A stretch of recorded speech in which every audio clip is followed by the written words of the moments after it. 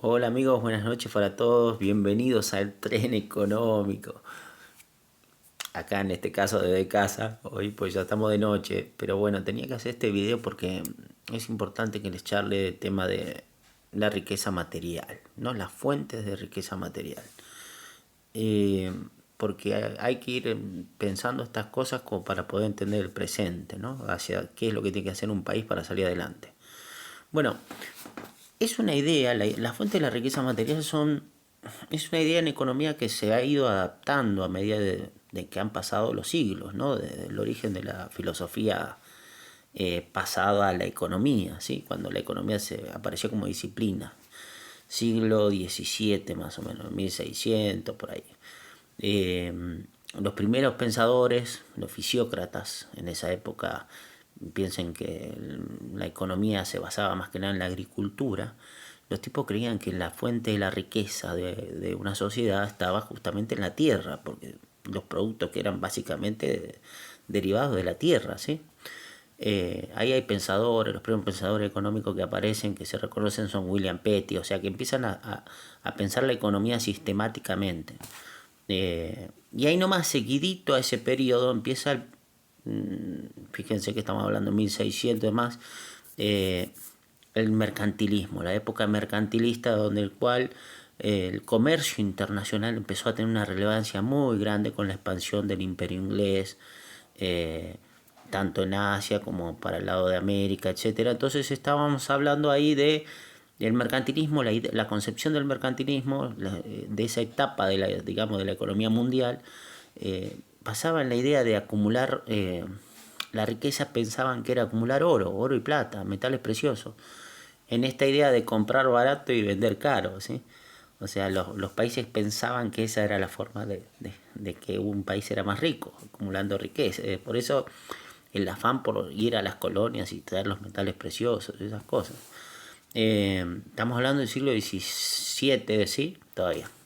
Pero ya ha entrado el siglo XVIII con la evolución de la economía mundial, empiezan las primeras industrias, fábricas, la era del capitalismo, pasamos del mercantilismo al capitalismo. Y en el capitalismo eh, ya es un proceso que funciona en base a mano de obra, que o sea, aquellos que eran antes artesanos pasan a ser obreros de fábrica.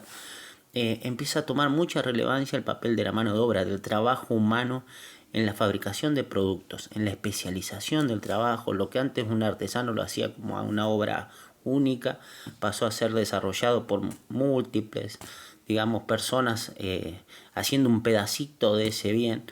Y entonces ahí surgió lo que les digo, la fabricación en fábricas, sí, fabricación de bien, perdón, la industrialización. Y de ahí viene la teoría de que el valor de las cosas está, la riqueza es el trabajo humano, producir bienes en base al trabajo humano. De ahí viene la teoría objetiva del valor, las cuales hablan de justamente el valor, generalmente se conoce teoría objetiva del valor trabajo, porque la intención es decir, los bienes tienen el valor que tienen en trabajo incorporado.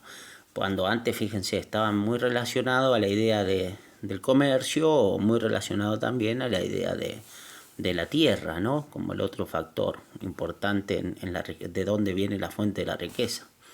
Eh, los autores ahí son Smith y Ricardo.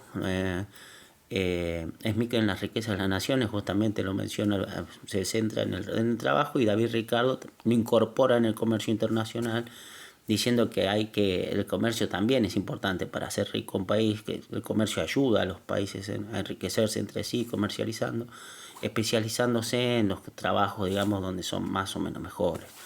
Pero entonces la base de lo que son los clásicos, se llaman los autores clásicos de la economía, es la teoría del valor trabajo, ¿sí? Inmediatamente ahí también un clásico es Marx, pero Marx ya se mete en cuestiones un poquito más específicas, ya dice, no, bueno, el trabajo es el socialmente necesario, no necesariamente un bien se va a vender por 8 horas de trabajo, sino por la cantidad de trabajo promedios, por decirlo así, socialmente necesario. Y además de que se mete en la lucha de clases y diciendo que bueno, el capital y el trabajo, ahí es donde surge la palabra el capital, o sea, se empieza a trabajar con los factores de producción.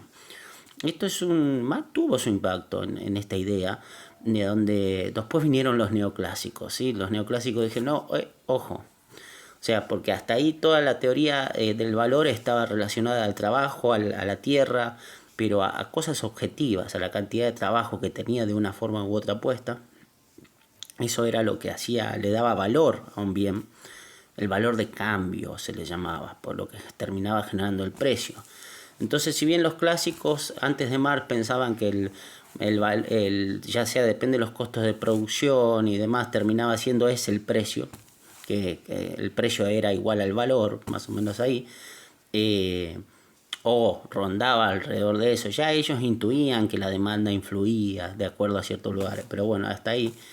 Marx fue el primero que estipuló que no, bueno, no es precio y valor, no son lo mismo en este concepto les digo, de riqueza, de los bienes, pero tienden a ir de la mano, oscilan, ¿sí?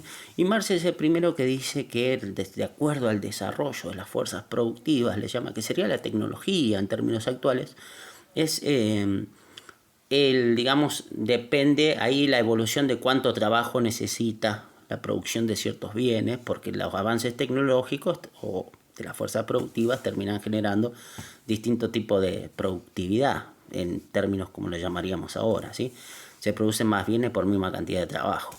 Entonces, ese es el concepto. Los neoclásicos cambian el concepto y dicen, no, valor y precio son lo mismo, ya no es como dice Marx, sino que valor y precio tienen que ser lo mismo, lo da el mercado, lo da la utilidad, pasan al foco en vez del lado de la oferta, como estamos hablando ahora, pasan el foco al lado de la demanda.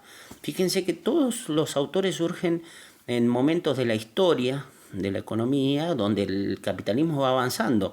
Claro, cuando vos ves a Smith o a Ricardo o a Marx, ves un capitalismo más monopólico, más en los orígenes, o sea, están naciendo las fábricas, ¿no? Y cuando surge la teoría neoclásica, los austríacos, ya hay un capitalismo más de competencia, ¿sí? O sea, la competencia, por eso surge justamente la teoría de la competencia. Los supuestos en los cuales se basa la teoría austríaca o el marginalismo son en que hay competencia perfecta, información completa, etcétera. Entonces ahí pasan a una idea de que no, lo que determina hay rendimientos marginales decrecientes, los bienes no tienen el mismo valor. Una cosa es que un bien ahora tiene un valor y si lo vuelvo a consumir ya tiene menos valor y menor, te empieza a dar el valor de uso es menor, ¿sí? Entonces, ahí vienen las concepciones de diferencias de valor, y ahí viene la teoría subjetiva del valor, porque cada uno le da a las cosas el valor que en función de lo que tiene y es lo que termina diciendo, bueno, yo estoy dispuesto a pagar esto y no toma muy en cuenta cuánto costó, pero da por hecho esa teoría de que los bienes ya están en el mercado, no que tienen que entrar al mercado, sino como que ya están y en todo caso se ajusta oferta y demanda para que se dé el equilibrio y lo que se dice, se vacía el mercado. Todos los productos que se produzcan se vendan. Esa es la teoría neoclásica, termina hablando de que los mercados vacían los productos. Yo saco un producto, lo tengo que vender completo, porque la demanda lo estoy vendiendo a un precio que hace que se consuman todos, ¿sí? Ese es un poco el concepto.